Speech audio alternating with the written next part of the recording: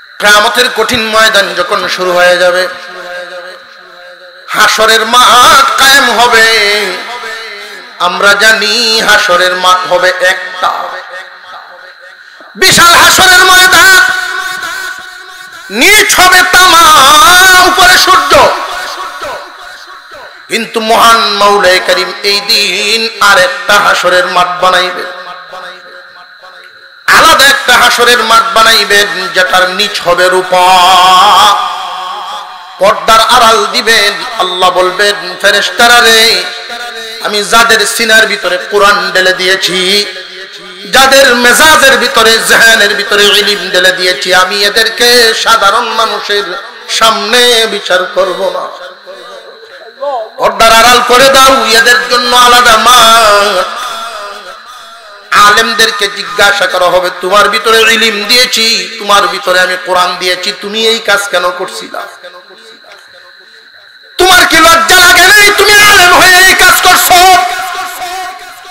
আলেম উলামাদের কি এইভাবে পর্দার আড়ালে বিচার করার পরে আল্লাহ ঘোষণা দিবেন, ও ফেরেশতারা, আমি যার দিলের ভিতরে ইলম, যার দিলের ভিতরে কোরআন ঢেলেছি, আমি ওরে জাহান্নামে জ্বালাইবার জন্য আলেম বানাই নাই। মহান মাওলাই করিম আল্লাহ পাক আলেম উলামাদেরকে যখন ময়দানে মাহশরে দাঁড় করাইবেন, হুকুম দিবেন, তোমরা সুপারিশ করো, তোমাদের সুপারিশে জাহান্নামীদেরকে মাফ করা হবে। হাফেজগণ 10 জনের ব্যাপারে সুপারিশ করবেন, আলেমগণ কমপক্ষে 70, উপরে কোনো সীমানা নাই। আলেমদের মর্যাদা তো সবার সমান হয় না, সবার মর্যাদা সমান নয়। এক একজনের ইলম এবং আমলের মর্যাদার তবকা আছে না নাই? যার মর্যাদা যেই পরিমাণ, সুপারিশ করবেন সেই পরিমাণ, যার মর্যাদা যেই পরিমাণ, সুপারিশ করবেন সেই পরিমাণ। ওই দিন এইভাবে সুপারিশ হইতে থাকবে। আল্লাহ পাক রব্বুল আলামিনের দরবারে হাফেজ আলেমগণ বলতে থাকবে, আয় আল্লাহ, উনি আমার পরিচিত মানুষ, আল্লাহ উনি আমার বংশের মানুষ, আল্লাহ উনার নামে 1 কোটি বছর সাজা হয়ে গেছে, দয়া করে মাফ করে দাও। আলেমের সুপারিশে তারে মাফ করে দেওয়া হবে। মুসলমান ইমানদার ভাইরা আমার, দুনিয়ার জিন্দেগি স্থায়ী জীবন নয়, এই দুনিয়া ছাড়তে হবে, এই বিশ্বাস আমাদের প্রত্যেকের আছে না নাই? আসের আওয়াজটা মনে হয় সন্দেহ আছে। আর এটা আবু জেহেলেরও আছে, মরণ যে লাগবো এই বিশ্বাস আবু জেহেলও করত। দুনিয়ার জমিনে চিরদিন থাকা যাবে না, আখিরাতের হিসাব হবে উল্টা। এই যে ব্রেন, এটা ঘুরে যাবে। এই দুনিয়ার জমিনে কদর হইল ডিসির, হাফিজের কদর নাই। ওইখানে যখন উল্টে যাবে, ডিসির কোনো দাম নাই, হাফিজের হবে দাম। উল্টে যাবে। কিয়ামতের কঠিন ময়দানে অনেক মানুষকে জিজ্ঞাসা করা হবে, তোর বংশধরের মধ্যে তোর ছেলে কয়জন? যে 5 জন। কি কি করত? ডিসি, ইউনো, পুলিশ যা আছে কইল। তোর হুরা নিজের সন্তানাদির মধ্যে নাই, আত্মীয়র ভিতরে নাই, তোর হুরা বংশের ভিতরে কি কোনো হাফেজ আলেম আসেনি? আসিন, সল্লের হুত শুনছিলাম পড়তো, হাফিজি করছেন, সল্লের সলিমুদ্দি বেড়ার নাম, সলিমুদ্দি, ওখানে সল্লের হুত পড়তো। কি পরিমাণ নিম্নমানে দেখতো, কতটুকুন ছোট নজরে দেখতো, নামটাও পর্যন্ত সুন্দর করিয়া সল্লের হুত পড়তো শুনতাম। তোর কি সম্পর্ক ছিল তার সাথে যে না তারা দেখতাম পারছি না? আজকের অবস্থা তুই জানোস নি? আজকে যদি এই তোর সল্লের হুতে কয়, তাহলে তুই মাপ পাইবি।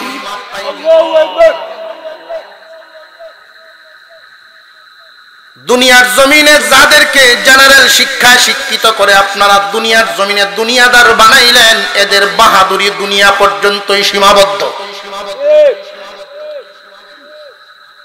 আল্লাহ পাক রব্বুল আলামিন মাল আর ইলমের বন্টনটা করেছেন ভিন্নভাবে। যেই আয়াত আপনাদের সামনে তিলাওয়াত করে শুনিয়েছি। এই আয়াতে আল্লাহ যে বিষয়টা বুঝাইতে চাইলেন, দুনিয়ার মানুষ, আসমানের নিচে জমিনের উপরে যত মানুষ, প্রথম হিসাব মিলাও সবাই মানুষ। কে কোন গুণের অধিকারী এইটা নয়, সবাই প্রথমে এক জাত, সবাই আমরা মানুষ। আমেরিকা, লন্ডন, সৌদি আরব, বাংলাদেশ, ভারত, পাকিস্তান যা আছে সবাই আমরা মানুষ। আসমানের নিচে যা আছে সব মানুষ। মহান আল্লাহ বলেন, ও দুনিয়ার মানুষ, আমি স্রষ্টা, তোমরা আমার সৃষ্টি, তোমরা সবাই মানুষ, কিন্তু তোমাদের মধ্যে আমি একদল মানুষের ইজ্জত বাড়ায় দিছি। তারা কারা জানোনি? তোমাদের মধ্যে যারা ইমানদার, আমি আল্লাহর কাছে এদের মর্যাদা আছে। কেমন মর্যাদা তোমরা জানোনি? একজন ইমানদার যতক্ষণ পর্যন্ত দুনিয়ার জমিনে থাকবে, আমি আল্লাহ কিয়ামত ঘটাইব না। সমস্ত মানুষের মধ্যে ইমানদারের মর্যাদা আছে না নাই? আল্লাহ পাক রব্বুল আলামিন বলেন, একজন ইমানদার থাকলেও আসমান ভাঙবো না, একজন ইমানদার থাকলেও দুনিয়া ধ্বংস করব না। ও কাফের মুশরিক বেঈমানেরা, ইমানদারের উসিলায় দুনিয়াদার হইছো, ইমানদারের উসিলায় দুনিয়া ভোগ করো, তোমরা তো জানো না। মুসলমান ইমানদার ভাইরা আমার, ইমানদার হতে পেরে খুশি না বেজার? উঁচু আওয়াজে শুকর আদায় করেন, বলেন আলহামদুলিল্লাহ। ইমানের শুকরিয়া, ইমানের শুকরিয়া। সরিষার দানা পরিমাণ ইমান নিয়েও যদি কবরে যাইবার পারে, সরিষার দানা এর চেয়ে কম। মুফাসসিরিনে কেরাম বলেন, এর চেয়ে আরো কম বলতে কি পরিমাণ কম? রোদ উঠলে মাঝে মাঝে দেখবেন সূর্যের আলো ঘরের বেড়ার ছিদ্র দিয়া ঘরের ভিতরে পড়ে। এই আলোটার মধ্যে কিছু ধুলাবালি উড়াউড়ি করেনি না করে না? এই ধুলা কণাটা এত ছোট খালি চোখে দেখা যায় না সূর্যের আলোতে না থাকলে। এই কণা পরিমাণ ঈমান নিয়েও যদি কেউ এই দুনিয়ার জমিন চাটতে পারে, আল্লাহ রাব্বুল আলামিন 10 দুনিয়ার সমান একটা জান্নাত তারে দিবে। ইমানদারের কত দাম! এই জমিনে সবাই মানুষ। আল্লাহ পাক রব্বুল আলামিন বলেন, সমস্ত মানুষের মধ্যে আমি ইমানদারের মর্যাদা বাড়ায়া দিলাম। আর যারা ইমানদার, এবার তোমরা কান পেতে শুনে রাখো, ইমানদার যারা তোমরা এবার কান পেতে শোনো। আমি আল্লাহ তোমাদের মধ্যে কিছু মানুষকে পছন্দ করছি।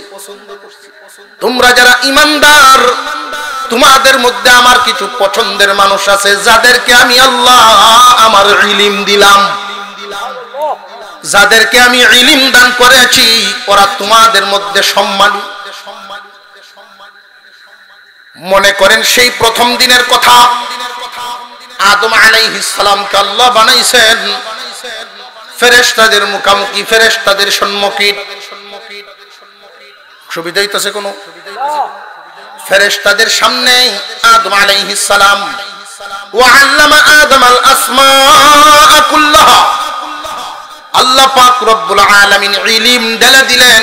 সর্বপ্রথম ইলম দেনেওয়ালা আল্লাহ, ইলমের সর্বপ্রথম শিক্ষক হলেন আল্লাহ, সর্বপ্রথম ছাত্র আদম আলাইহিস সালাম।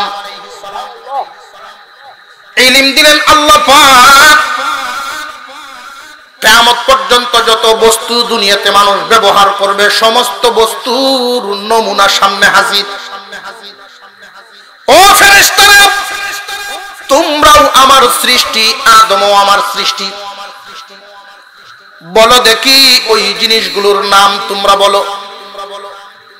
ফেরেশতারা জানায় দিল, সুবহানাকা লা ইলমা লানা ইল্লা মা আল্লামতানা ইন্নাকা আনতাল আলিমুল হাকীম। আল্লাহ, আপনি যা শিখান নাই, যেই ইলম আপনি আমাদের দেন নাই এই ব্যাপারে আমাদের কোনো ইলম নাই। আল্লাহ রাব্বুল আলামিন এইবার আদমকে হুকুম দিলেন, আদম আলাইহিস সালাম একটা একটা করে সব নাম বলে দিলেন। মহান মাওলাই কারীম ঘোষণা দেন, ফেরেশতারা রে তোমরাও সৃষ্টি, আদমও সৃষ্টি, তবে আদমকে আমি মর্যাদা দিলাম কেন জানোনি? তার ভিতরে আমি ইলম ঢুকায়া দিছি, ইলমের কারণে আদমের মর্যাদা বেড়ে গেছে। সুতরাং আমার হুকুম আদমকে সিজদা দাও। কিসের কারণে? ইলমের কারণে। এবার সবচেয়ে মজার ব্যাপার, খুব ভালো করে মনে রাখবেন, আল্লাহর এই হুকুমটা ফেরেশতারা আমল করতে গিয়া, পালন করতে গিয়ে করে ফেলছে, আর আরেকজন করে নাই।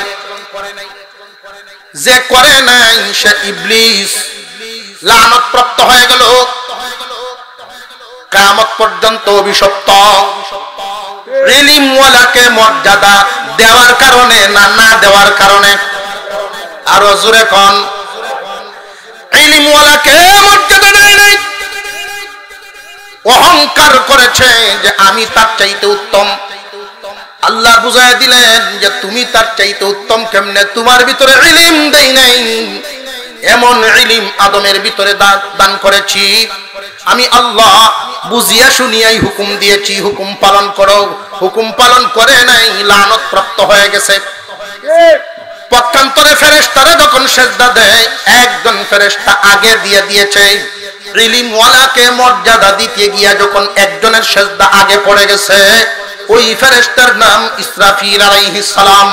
ইসরাফিল আলাইহিস সালামকে আল্লাহ বলেন, ইসরাফিল রে সিজদা আগে দিয়ে দিছো আমার ইলমওয়ালাকে মর্যাদা দেওয়ার কারণে। আমি আল্লাহ খুশি হইয়া তোমার একটা পুরস্কার দিলাম, আর এই পুরস্কারটার নাম 30 পারা কুরআন। এই 30 পারা কুরআন তোমার কপালে লিখা দিলাম। ইলমওয়ালাকে আল্লাহ মর্যাদা দিবেন, তুমি দিবা না কেন? দুনিয়ার জমিনে অনেক মানুষ ইলমওয়ালার মর্যাদা বুঝে না। ঠিক তবে ঠিক, আর একটু জোরে কর। একই বাপের দুই হুত। গ্রামের মানুষ খুব ধনী লোক, ফুতাইনে কামায়া কি দিব এই দিকে বেটার নজর নাই, এই চিন্তাও করন লাগে না। দেখে একটা ছেলে দেখতে শুনতে নাদুস নুদুস, খুব চালাক চতুর, স্মার্ট বয়। এইটাতে জেনারেল লাইনে দিছে স্কুলে। আর একটা একটু লেসা ফেসা, সেদা বেদা টাইপের, বুঝলি না? এটার মধ্যে দিলা আমরা এটাই তো করি কামড়ি। জেনারেল মাদ্রাসা দিছে, হাফেজ আলেম হইছে। মা বাপের উদ্দেশ্যই তাহে যায় একটু ব্যাক কল চেক কল, যখন আছে মুন্সিগিরি করিয়ে কোনো রকম খাই পড়ে, নিয়তটাই তাহে এরকম। জোরে কর। আর যারা একটু সালাক চতুর, এইটারা স্কুলে দেয়, কারণ জানে যে এই লাইনে ভরাইলে বাটপারি না জানলে কাই থাকতো না। জোরে কর।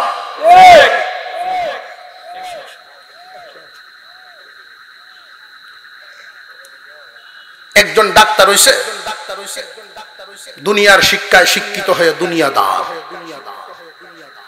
আর একজন দ্বীনি লাইনে শিক্ষিত হয়ে দিনদার।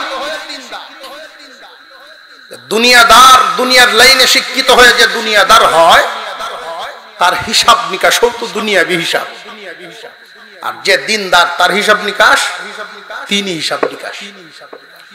দুইজন ছুটি কাটানোর সময় ঈদের বেলায় বাড়িতেই। তো যেই বেটা দুনিয়াদার, দুনিয়ার হিসাব নিকাশ মিলাইয়া দেখছে, আব্বা যেই টাকা দান বেছে, দোকান ভাড়া পায় প্রতি মাসে, তো আব্বা আমরা আরো দেওনের কথা। এই বুড়া বেটা বুড়া বেটি এত টিহাতে করে ডাকি। আমরা কত দরকার টাকা পয়সা নিয়ে, কত স্বপ্ন, হেবেটার মনে মনে এটা। ট্যাক্সিতে আইয়ে বাড়ি বাচ্চারা রেখো, তোর দাদারে গিয়ে ট্যাক্সি ভাড়া দেখে। তো বাচ্চারাও গিয়ে যখন কয় বেটাও দিয়ে দেয় সাথে সাথে। পয়সার তো অভাব নাই, কিন্তু আফসোসের সাথে সে চিন্তা করে তারে তো আমি বহু টাকা খরচ করে বড় বানাইলাম, আমার কাছ থেকে নেওয়ার অভ্যাস তার এখনো গেল না। আর হুজুর ছেলে যেটা বাড়িতে গিয়ে এটা বাড়িতে আইলে বাবার কাছ থেকে তো নেই না, মা বাবার লাগে হাদিয়া লই আই। তো কুরবানির ঈদ বাপে গরু কিনবো,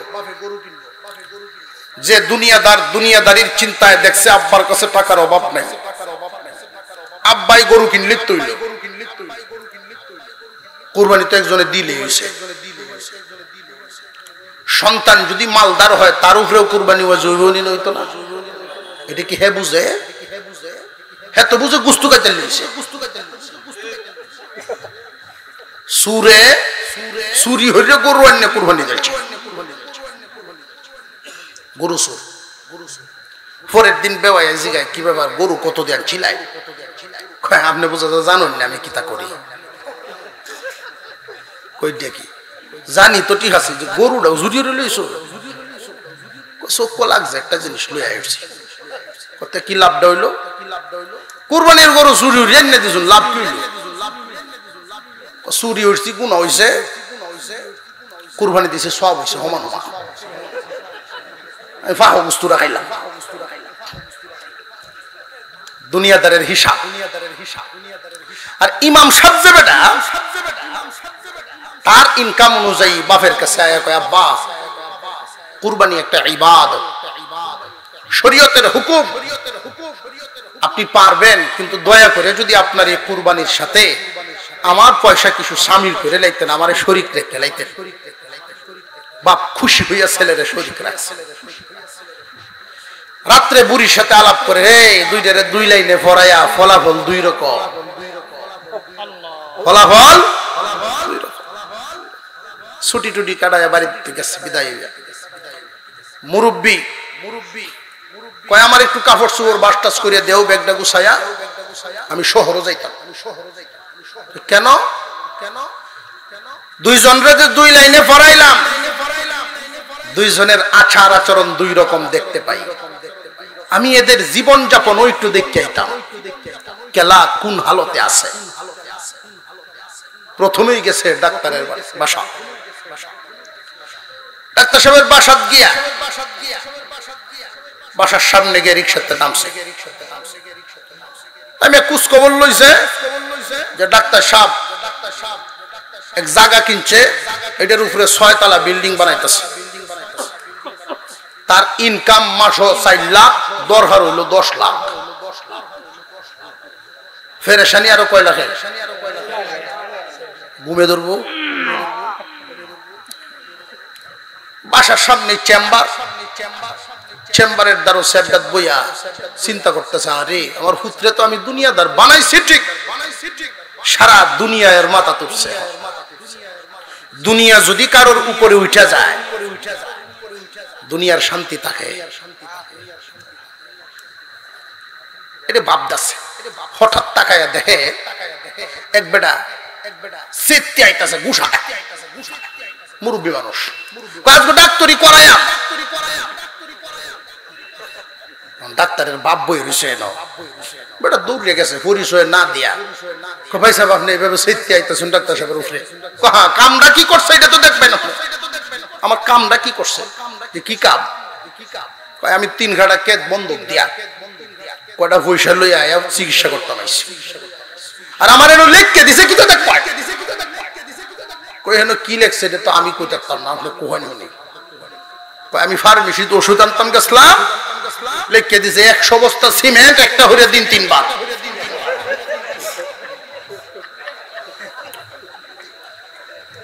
তখন বাপে বুঝছে, ভাই সাহেব এই ডাক্তার সাহেব বিল্ডিং করতেছে, আপনারা যে সময় দেখে মিস্ত্রিরে ফোন দিছে সিমেন্ট লাগবে, এটা এনে লিখেছে। দুনিয়া কি উড়াটা উঠছে, বাসা তার ঢুকছে না। তুই তার তোর দুনিয়া লইয়া আমি গেলাম। মুন্সি বেটা কোন অবস্থায় আছে গিয়ে দেখ, ইমাম সাহেবের বাস একবারে মসজিদের সামনে গিয়ে নামছে। বাবারে দেখাই দৌড়ায়া ইমাম সাহেব মসজিদ থেকে বাইরে হয়েছে। বাপ খুব ভালো করে জেনে রাখবেন, দিনদার মানুষ আদবওয়ালা হয় আর দুনিয়াদার মানুষ বেয়াদব হয়। দিনদার মানুষ দৌড়ায় মসজিদ থেকে বের হইছেন, আব্বা আছেন। বাবার ব্যাগটা যখন নিতে চাইছে, তিনজন মুসল্লি গিয়া ব্যাগটা ধরছে, হুজুর আমরা তো দেই। ইমাম সাহেবের বাপ মুসল্লির কাছে সম্মান আছে না? এই মাত্র মসজিদে ঢুকবেন, ইমাম সাহেব নিজে বাবার জুতা দিয়ে এইভাবে ভাঁজ করে একবারে বুকের সাথে মিশাইয়া ফেলছে। এই দৃশ্যটা দেখাই হাজী সাহেবের চোখ দিয়া গড় গড় করে পানি পড়া শুরু হয়ে গেছে। কোথায় কি দিলাম আর কই কি পাইলাম। 10 ভাগের 1 ভাগ পয়সাও ওর তলে আমি খরচ করি নাই, যেই পরিমাণ তার তলে দিছি। কোথায় কি ঢাললাম আর কোথায় কি পাইলাম। যে কয়েকদিন উনি সেখানে রইলেন, মনের প্রশান্তি মিলছে। এই হলো দিন আর দুনিয়ার তফাৎ। সন্তানকে আমরা দিনদার বানাতে পারবো, দুনিয়াদারও বানাতে পারবো। সন্তানকে সম্মানী করে আমাদের লক্ষ্য। দুনিয়াদার বানাইবেন, সম্মানী হবে, অস্থায়ী সম্মানী। আর দিনদার বানাইবেন, সুশিক্ষিত বানাবেন, স্থায়ী সম্মানী। কেমন স্থায়ী? শুধু দুনিয়াতে নয়, শুধু দুনিয়াতে নয়, আখিরাতেও সম্মানী। কিয়ামতের কঠিন ময়দানে দুনিয়ার হিসাব নিকাশ পুরা উল্টে যাবে। দুনিয়াতে যারা বর্তমান দামি দামি বলে, ওদের কোনো দাম থাকবে না। দুনিয়ার জমিনে আমরা যাদেরকে দাম দেই না, সত্যিকারে ওরাই দামি হবে। قال النبي صلى الله عليه وسلم يشفع يوم القيامة ثلاثة الأنبياء ثم العلماء ثم الشهداء। 3 দল মানুষ কিয়ামতের দিন সুপারিশ করবে। 1 নাম্বার নবীগণ, যার যার উম্মতকে সুপারিশ করতে থাকবেন। 2 নম্বরে আলেমগণ, 3 নম্বরে শহীদগণ। মুফাসসিরিনে কেরাম ব্যাখ্যা করেছেন, মুহাদ্দিসিনে কেরাম ব্যাখ্যা করেছেন এই হাদিসের। 1 নম্বরে নবীগণ, 2 নম্বরে আলেমগণ, 3 নম্বরে শহীদগণ। হিসাব অনুযায়ী, যুক্তি অনুযায়ী নবীগণের পরে শহীদগণ আসার কথা। যে নাকি নিজের জীবনটাই দিয়া দিল, ওই লোকটার সিরিয়াল আসার কথা। আল্লাহর পয়গম্বর ওই শহীদের মর্যাদা আগে না এনে আলেমের মর্যাদা কেন আনলেন? দুনিয়ার মুসলমান ইমানদার মুহাদ্দিসিন ওয়াল মুফাসসিরিন ব্যাখ্যা করেছেন, দুনিয়ার মানুষ জানিয়া রাখো, একজন মানুষ শহীদ হয়ে, আল্লাহর জন্য শহীদ হয়ে নিজের জীবনটা দিয়ে সে জান্নাতি হয়ে গেল। কিন্তু একজন আলেম শুধু একা জান্নাতি হয় না। একজন আলেম সারাটা জিন্দেগি তার কলমটা মানুষের জাহান্নাম থেকে মুক্তির জন্য কাটায়। একজন আলেম তার জবানটা সারাটা জিন্দেগি ভর মানুষদেরকে জান্নাতের দিকে ডাকায় কাটায় দেয়। একজন উস্তাদ সারা জীবন ভর পড়ানোর মাধ্যমে কাটায় দেয়, অসংখ্য অগণিত মানুষকে জাহান্নাম থেকে জান্নাতি বানায় দেয়। কিয়ামতের কঠিন ময়দান যখন শুরু হয়ে যাবে, হাসরের মাঠ কায়েম হবে। আমরা জানি হাসরের মাঠ হবে একটা বিশাল হাসরের ময়দান। নিচ হবে তামা, উপরে সূর্য। কিন্তু মহান মাওলায়ে কারীম এই দিন আরেকটা হাসরের মাঠ বানাইবেন, আলাদা একটা হাসরের মাঠ বানাইবেন, যেটার নিচ হবে রূপা। পর্দার আড়াল দিবেন। আল্লাহ বলবেন, ফেরেশতারা রে, আমি যাদের সিনার ভিতরে কোরআন ঢেলে দিয়েছি, যাদের মেজাজের ভিতরে, জেহেনের ভিতরে ইলম ঢেলে দিয়েছি, আমি এদেরকে সাধারণ মানুষের সামনে বিচার করব না। পর্দার আড়াল করে দাও, এদের জন্য আলাদা মাঠ। আলেমদেরকে জিজ্ঞাসা করা হবে, তোমার ভিতরে ইলম দিয়েছি, তোমার ভিতরে আমি কোরআন দিয়েছি, তুমি এই কাজ কেন করছিলা? তোমার কি লজ্জা লাগে নাই? তুমি আলেম হয়ে এই কাজ করছো?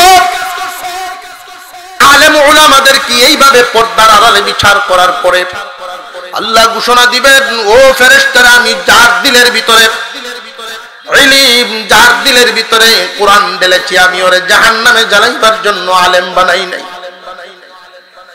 মহান মৌলাই করিম আল্লাহ পাক আলেম উলামাদেরকে যখন ময়দানে মাহশারে দাঁড় করাইবেন, হুকুম দিবেন, তোমরা সুপারিশ করো, তোমাদের সুপারিশে জাহান্নামীদেরকে মাফ করা হবে। হাফেজগণ 10 জনের ব্যাপারে সুপারিশ করবেন, আলেমগণ কমপক্ষে 70, উপরে কোনো সীমানা নাই। আলেমদের মর্যাদা তো সবার সমান হয় না, সবার মর্যাদা সমান নয়। এক একজনের ইলম এবং আমলের মর্যাদার তবকা আছে না নাই? যার মর্যাদা যেই পরিমাণ সুপারিশ করবেন সেই পরিমাণ, যার মর্যাদা যেই পরিমাণ সুপারিশ করবেন সেই পরিমাণ। ওই দিন এইভাবে সুপারিশ হইতে থাকবে। আল্লাহ পাক রব্বুল আলামিনের দরবারে হাফেজ আলেমগণ বলতে থাকবে, আয় আল্লাহ, উনি আমার পরিচিত মানুষ, আল্লাহ উনি আমার বংশের মানুষ, আল্লাহ উনার নামে 1 কোটি বছর সাজা হয়ে গেছে, দয়া করে মাফ করে দাও। আলেমের সুপারিশে তারে মাফ করে দেওয়া হবে। এই জন্য আল্লাহর পয়গম্বর বর্ণনা করেন, قال النبي صلى الله عليه وسلم كن عالما او متعلما او معينا او معبا ولا تكن خامسا فتهلك। আল্লাহর পয়গম্বর বলেন, আমার উম্মত, তোমাদেরকে আমি নির্দেশ দিয়া যাই, দুনিয়ার সম্পদ আর ইলমের মধ্যে বেশ কমটা তোমরা যাই না রাখবা। দুনিয়ার সম্পদ আল্লাহ দিয়েছেন, নাফরমানদেরকে বেশি দুনিয়ার সম্পদ দিয়েছেন। আল্লাহর অপছন্দের মানুষদেরকে দিয়েছেন। কারণ সম্পদশালী হইছে, নমরুদ সম্পদশালী হইছে, ফেরাউন সম্পদশালী হইছে। তাদের অনুসারী দুনিয়ার জমিনে আল্লাহর অপছন্দের বান্দারাই বেশি সম্পদশালী হইয়া থাকে। আর আল্লাহর পছন্দের বান্দাদেরকে আল্লাহ ইলম দান করেন। ইলমের মুহাব্বত, ইলমওয়ালার দল। এই জন্য আলী রাদিয়াল্লাহু তাআলা আনহু বলতেন, রাদিনা কিসমাতাল জাব্বারি ফিনা লানা ইলমু ওয়া লিআদা ইমালুন ফাইন্নাল মালা ইয়াফনা আন করিব ওয়া ইন্নাল ইলমা ইয়াবকা লা ইয়াজাল। হযরত আলী বলতেন, আল্লাহর এই বন্টন খুব খুশি হয়েছি, আল্লাহর বন্টনে আমরা বড় খুশি। আল্লাহ বন্টন করেছেন, আল্লাহর শত্রুদেরকে দুনিয়ার মাল দিয়েছেন, আর আল্লাহর বন্ধু, আল্লাহর মহব্বতের বান্দা আমাদেরকে ইলম দান করেছেন। সম্পদ ধ্বংস হয়ে যাবে, ইলম ধ্বংস হবে না। এই ইলম কিয়ামতের দিন কঠিন ময়দানে উপকারে আসবে। এই জন্য নবীজি বলেন, ইলমের সাথে সম্পর্ক কেমনে করবা? কুন আলিমান, হয়তো তোমরা আলেম হইয়া যাও, আও মুতাআল্লিমান, নইলে আলেমের ছাত্র হও। একজন আলেম হইলে মর্যাদা আছে। আলেম রাস্তা দিয়ে যখন হাঁটে, গর্তের পিপিলিকা সমুদ্রের মাছ পর্যন্ত আলেমের মাগফিরাতের জন্য দোয়া করে। কারণ পিপিলিকায় জানে আলেমগণ যতদিন জিন্দা আছেন, ইলমের খেদমত হবে, তালিম হবে, ইসলামের খেদমত ততদিন হবে। আর ইসলাম যতদিন থাকবে, আসমান জমিন ততদিন থাকবে। আসমান জমিন থাকলে আমি পিঁপড়াও বাঁচবো। আর যদি এই আলেমগণ না বাঁচে, ইসলাম থাকবে না, আসমান জমিন থাকবে না, আমি পিপিলিকাও থাকবো না। আলেম ওলামাদের মর্যাদা পিঁপড়ায় বুঝে, কিন্তু 4 হাত বিশিষ্ট একদল মানুষ বুঝে না। একদল মানুষে আলেম ওলামাদের বিরোধিতা করে, এমন আছে না নাই? অনেক মানুষ আলেমদের মহব্বত করে। এখানে যারা আছেন আলেমদেরকে মহব্বত করেন বিদায় এখানে আসছেন। আলেম উলামা কুরআন হাদিসের মহব্বত দিলের ভিতরে আছে। এই কারণেই আল্লাহ পাক রব্বুল আলামিন এখানে আনছেন। যদি আলেমদের মহব্বত না থাকতো এইখানে আসতেন না। আলেমদের মহব্বত চিরদিন দিলের ভিতরে লালন করবে। এর দ্বারা যেই ফায়দা হাসিল হবে, ছোট থেকে ছোট ফায়দাটা হলো ঈমানের সাথে মৌত হবে। আলেমদের মহব্বত, কুরআন সুন্নাহর মহব্বত দিলের ভিতরে যদি লালন হয়, নামাজ পড়তে পারে না লোকটা, নামাজ পড়ে না কিন্তু ঈমান নিয়ে মরবো শুধু এই মহব্বতের খাতিরে। নামাজ না পড়ার কারণে সাজা ভুগবো, আলেমদের কথা মানে নাই এজন্য সাজা ভুগবো, কিন্তু মহব্বত রাখার কারণে ঈমানের সাথে মৃত্যুবরণ হইব। মুসলমান ইমানদার ভাইয়েরা আমার, আল্লাহর পয়গম্বর বর্ণনা করেন কুন আলিমান, হয়তো তোমরা আলেম হও, মর্যাদা পাইবা, ইহকালে সম্মান, আখিরাতে অনেক সম্মান। দুনিয়ার জমিনে একজন মানুষ, দুনিয়ার জমিনে জেনারেল শিক্ষায় একজন মানুষ উচ্চ ডিগ্রি, দেশ বিদেশি যত ডিগ্রি হাসিল করুক না কেন, তার পাওয়ার থাকবে দুনিয়া পর্যন্তই। না আরো যাইব? এই লাইট যিনি আবিষ্কার করেছেন অবশ্যই একজন বিজ্ঞানী। এত গবেষণার ফসল এই লাইট যে আবিষ্কার করলেন, এই লাইটের ফায়দা সে নিজে এবং অন্যরা বা আমরা যে পাইতেছি দুনিয়া পর্যন্তই সীমাবদ্ধ। যে আবিষ্কার করেছে তার কবরে পর্যন্ত আলো যাবে। আর একটু জোরে কর। দুনিয়ার শিক্ষার ক্ষমতা দুনিয়া পর্যন্তই সীমাবদ্ধ, ইলম শিক্ষার ক্ষমতা দুনিয়া পর্যন্ত সীমাবদ্ধ নয়। দুনিয়াতে এটার ফায়দা কম কিন্তু আখিরাতে ফায়দা বেশি।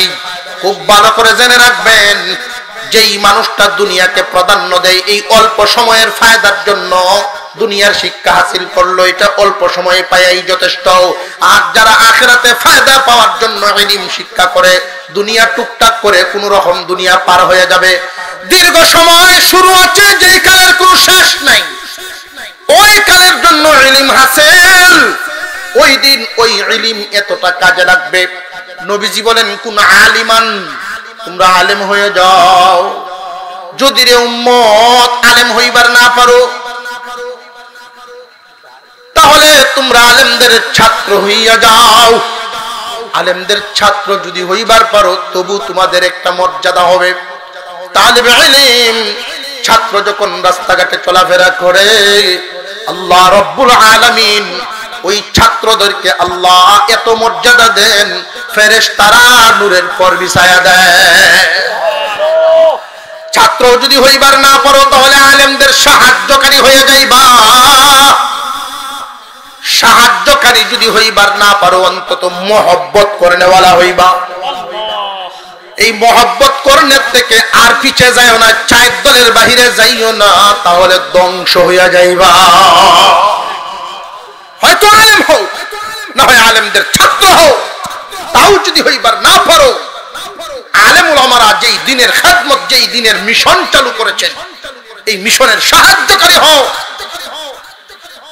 সেই সাহায্যকারী হইতে যদি নাও পারো, এদের জন্য দোয়া করবা, মহব্বত করবা, এদের জন্য দোয়া করবা। এই চতুর্থ নাম্বারটা তো তোমরা সবাই পারো। আমরা এখানে যারা আছি আমরা পারবো না ইনশাআল্লাহ? আমরা এই দোয়া করে নেওয়ালা, অন্তত মহব্বত করে নেওয়ালা কারা কারা আছি? নারে তাকবীর,